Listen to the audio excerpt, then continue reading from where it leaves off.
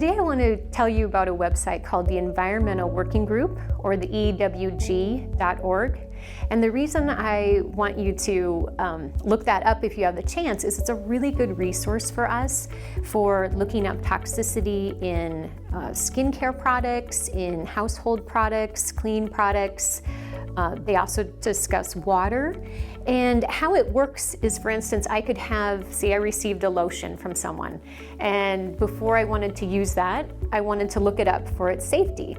And so I would type in that product on their website, and they would pull up a chart and show me from kind of their scale from good, medium to not so good, the last one in red, how toxic that product was going to be for me. And the first two categories, they're in the green, and that's okay, that's pretty safe, that's not going to be too toxic for your body.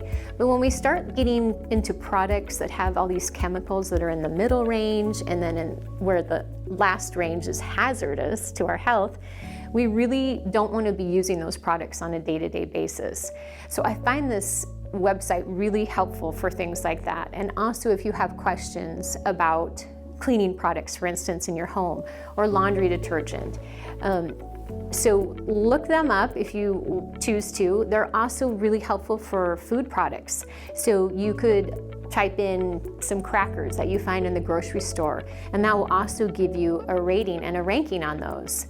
They're always continuing to build the website, so don't get discouraged if you find a product and it's not in there. They keep growing. So I find that year after year, they have almost most products that I'm looking at. The other thing that it's really helpful is they will discuss water. So you can type in your zip code for where you're living to find out the quality of your water.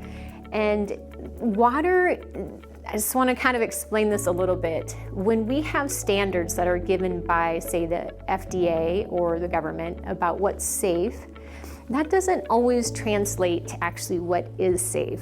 So let me give you a quick example. When in Oregon and Washington, they had these standards of what was safe.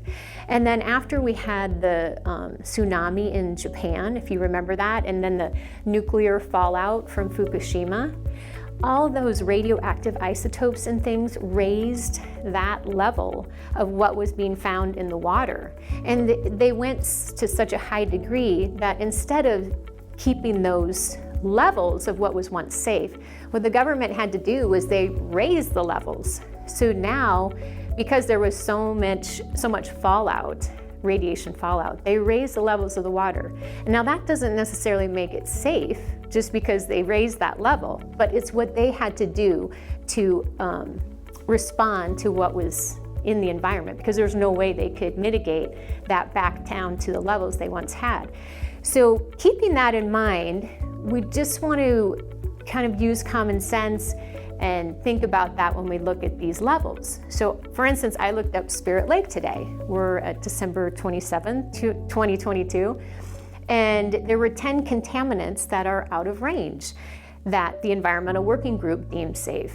Now our government says it's okay that they are within range, but these products, or these contaminants, that is, these 10 contaminants, most of them are potential cancer-causing contaminants. So what that means is you want to be filtering your water. I want people to be filtering their water when there are contaminants that are hundreds of times beyond what the Environmental Working Group is recommending.